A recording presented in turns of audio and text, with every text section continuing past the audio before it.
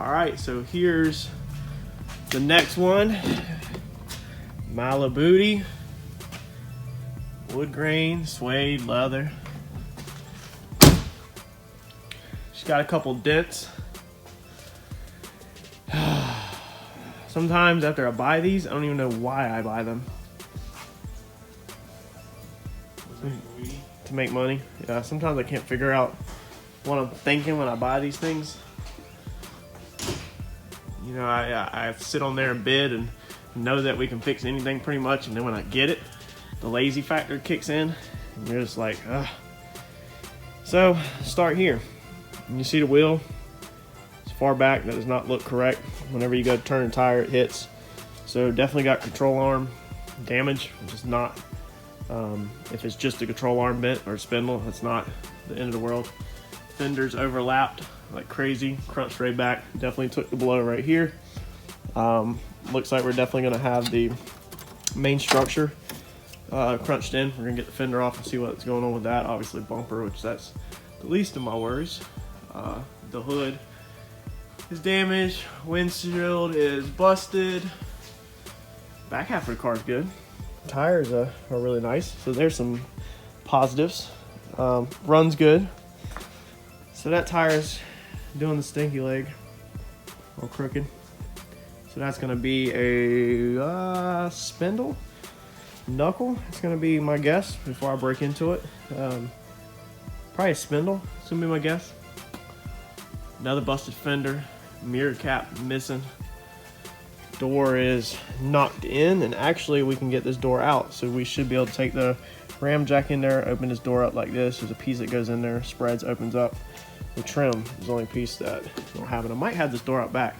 I think I got this fender. But yeah, besides that, it's pretty decent. So the windshield's busted all up. It is a sunroof car, so that is nice. Back seat's pretty decent, it's dark in there. Looks like we got a little bit of rust going on back here. We probably want to address, but the back of the car is fine. No real damage to the back of the car. Hopefully get this little bit of paint off. And that looks like it. So we're gonna start tearing into this thing and seeing what we get.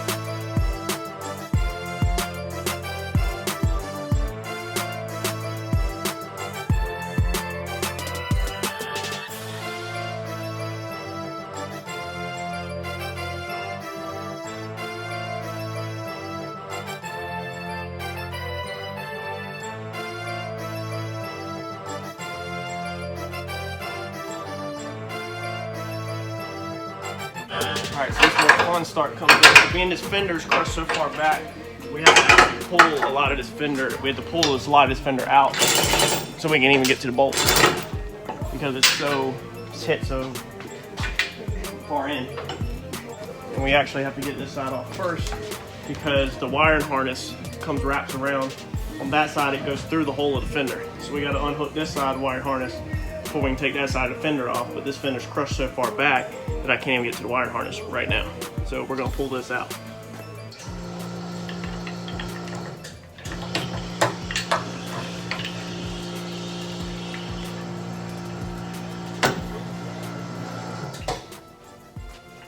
When your frame machine, your post will get so high up, then you'll have to reset your chain because you only got so much.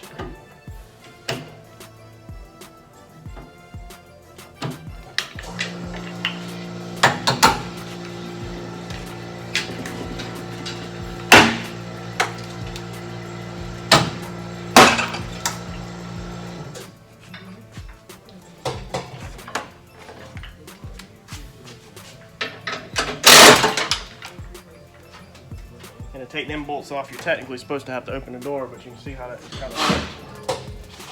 just kind of ripped that right off. I'm gonna drop our valence down, get the bolts back here.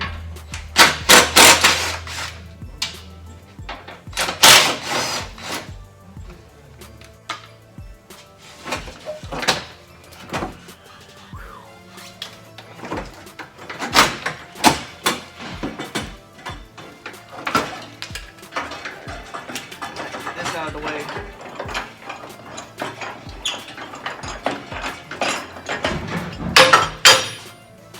And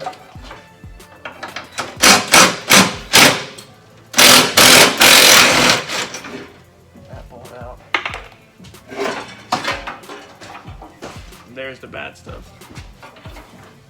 There's the stuff you don't want to see.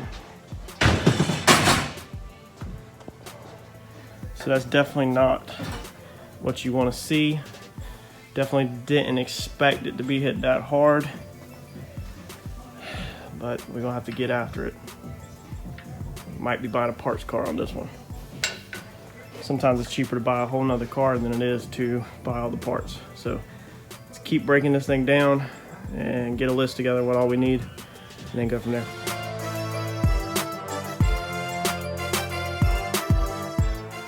Alright, so this side's not as bad as the other side, but still have, you know, slight damage here where it got hit. I wish both sides were like that, because I can easily hook that in there and pull that out and dolly my top back out where I want it.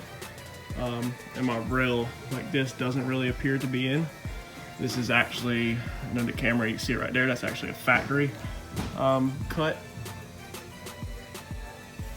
So it's actually from like that from the factory.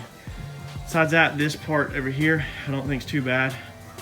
And then about right here, there's no damage, real damage that way. You can see our first buckle right there, buckle right here. So you can almost section it right here, or you can section it behind your latch, and that way you can hide some of the wells behind the latch. So you don't have to be perfect about it, but this side's definitely clobbered. This is definitely the problem. So as far as damage, obviously one fender, two fenders, hood is preferred. Normally definitely hood hinges, two headlights. I think I got the upper and lower grills, front bumper, that fender, all the structural support you're gonna need. And I believe this one's going to be in the strut. You can see right here, if you look at this, and if you look at this one, how it's like over, it goes over like, you know, it looks like it's leaned like that versus like that. I think the damage is gonna be all in the strut. I think once that strut basically would get pulled out and back like this, then that would stand the wheel from being in like that. It would stand it back out and up. So I think that one's just gonna be a strut. Could have some damage in the spindle. You're not really gonna know until you at least change your strut. Lower control arm looks okay. Let's see here. Oh, tie rod appears to be okay at first glance. This side over here, I definitely feel like the lower control arm is bent. So if you look right there, you can almost see an upwards buckle right there. Okay, we're looking back here. Okay, it's upwards buckle. Definitely appears that lower control arm is bent on this side. This side didn't have too much damage. Tire didn't make contact with the strut or anything like that. Strut looks pretty straight, surprisingly. It's crazy how these work. So the side that got hit the hardest didn't really get wheel damage, and the side that didn't take much of a hit actually got wheel damage. But sometimes what happens is they take a hit like this, and then the car goes slinging across the road or into something, and it hits that tire. That tire takes the force. So the accident took the force up here, tire took the force down low against the dirt or a curb or something like that. Whereas this tire didn't take no force, even though we still have, it looks like a buckled lower control arm. So, oh, and then the door. The door is repairable. I think the door is repairable. Feel pretty confident about that. But the molding is not, so we would need that molding, and on the other side of the car it needs a molding. Mirror, windshield, you definitely should buy new. So I'm really thinking parts car for this situation. I'm really thinking buy a whole nother car to fix this car with. But I'm gonna go get in there and jump on IAA and see what's going on. This right here looks like a damaged AC condenser. Normally you'll have a stain like that, but it could be actually where I took off this reveal panel that was up top. It had water in it and leaked down there, dripped down there. So maybe the AC condenser is still okay. We need to crank the car up and run it and see if the AC works. we've got, of course, the air intake box, mass airflow sensor thing is all damaged. And then I haven't got all that out yet to see what damage down in there. So I would need to chain this, get the hook a chain around this and pull this out so that we can see any damage behind there. Radiator looks okay. It jumped out of its feet, but can be put back in there. Everything down there looks okay. Let's see here. If we come down here, these are your radiator feet where your radiator sits in. They appear to be okay. This is all plastic. Don't really matter. More radiator feet, but your radiator is actually still sitting in fine. All the bottom is okay. You got this side wet over here. It probably caught the washer, a fluid reservoir or something. So besides that, everything looks okay, and the frame's not bent. Your frame's actually good on this one. So I like that because I hate actually frame pulls even though I have a frame machine.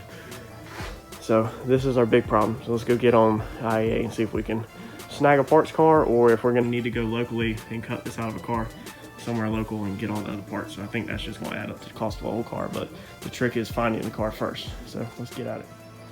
All right, so coming here on the computer, which I'm not gonna show you what we paid for this because this could be a flip for profit. But as you can see on here, it don't look that bad. So you got all this right here. It just kind of looks like it was swiped. The hood's not even that damaged. But as you can see, what we know now that we've peeled the fender back, that we've got extreme amount of damage back here. You know, with the bumper still intact and all that, it really looks like a side swipe. I mean, I knew I'd have some little bit of damage right here, but I think with the wheel also being pushed back, it don't really show or don't really give you the full understanding of how far back it is.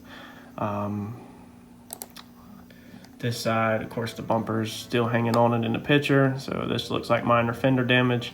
And the wheel actually don't even look as bad as we now know it actually is on this side. So the rest of the car we already know is perfectly fine. But even in that picture, you know, it doesn't look that bad from a body shop point of view. Mileage 179. Let's go to the 360 and let's spin this jewel. So everything looks good. See right there, when you're spinning it, you can't see it, okay? See when they walk it, you can't see that corner. So I mean, you can definitely tell that the fender's obviously, you know, don't take a rocket scientist to see that it's back. But if it was side swipe and it took a hit like this, then of course that would push the fender back. These fenders are really thin. So you just can't really tell. And then normally you look at your body line right here and how it's pretty straight. I mean, this is crunched in, so of course your center is going to be in. But how it's pretty straight leads you to believe that this front end's not over, that it's square. And you can even see through the center, the hood, and all that lines up. So yeah, a little misleading. I'm pretty good at these. I'm actually really good at these, and I actually paid a lot more for this one than I normally do because I didn't think it'd be that bad. I didn't think it'd have really too much structural damage. And it's not, when I say structural damage, it's not structural like safety. All that piece does is literally like it's where the fender bolts up and the headlights bolt up and the thing bolts up. So there's no quote unquote frame damage to the frame rails. All that's good, but we've got to fix that structure in there because that's what everything bolts up to. So even in this picture, it doesn't look, the hood line and fender line, like of course it's crushed in, but it just doesn't look that demolished as I have seen in the past. So that's why I pulled the trigger on this one. I actually paid about $200 more for this one than I normally will pay for a vehicle. So I'm definitely up the creek without a paddle right this second. So let's try to find a car. Okay, so we have a 2008 Malibu, but what car do we need to buy? Of course we could buy a 2008, but the chances of finding that for the price that we need is going to be slim to none. So this is the website I use. So I'm in North Carolina, and this is the pick and pull we use. You can Google Cape Fear pick and pull. There's the website right there, carolinapickandpull.com. Go to the inventory. If you'd like to use this same website just for reference, or you can use one near you so you can actually see what you have. So we're going to go right here to year, and we're going to put in that we have a 2008. And make, obviously, we all know that's going to be a Chevrolet. And it's going to be a Malibu. The part, we want to start with a big piece that squares up the front end or makes the front end look all the same. So we're going to do a bumper assembly front. We're gonna search, and this is gonna give us our list. So there's what they have. Our interchange list is gonna be a 6 to a 12. Okay, so a 6 to a 12 will work for the front bumper. Now what we want to do is let's check the hood. I'm almost certain that that's gonna be the same. Search for the hood. Hood is a 4 to a 12. Okay, so what's happening is obviously they've changed the way the front end looks a little bit, but if we get a 2004, then we could still put an older front bumper on it actually. As long as we get the headlights with it. Out of curiosity, let's see, which we're gonna check it anyway, let's see what the headlights say. I bet they might say a 4 to a 12. 4 to 12, okay. So even the headlight physically fits in the hole. Headlight butts up to the bumper and to the hood the same, we know, because the years are the same. So let's go check a fender, because the fender is what goes up to, it obviously touches the hood, it touches the headlight, it touches the bumper, and it touches the door. Fills in that whole front side thing. So I bet this is gonna be a 4 to 12. 4 to 12, awesome. So we're gonna be looking for a 4 to 12. So it seems like the 6 to 12, they must have changed a little something with the front bumper. Like it might look a little more sportier or something. But being the headlights are all the same, hood's the same, fender's the same, that's gonna tell me that the bumper will interchange if I have a whole entire vehicle. So now we're gonna go to our IAA and we're gonna start doing some advanced search for we're gonna put in 2004, 2012 Chevy Malibu and start browsing.